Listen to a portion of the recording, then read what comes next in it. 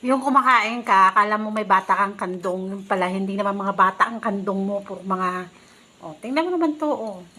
Ayaw naman niya kainin, pero parang gusto niyang kumain. Mm. Mm. Ganyan si Charlie, ewan ko ba, bakit ganyan sa akin yung mga to?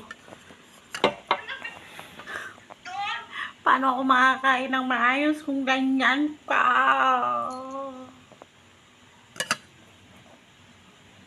Mm. Mm. Di ba, babalik pa rin yan.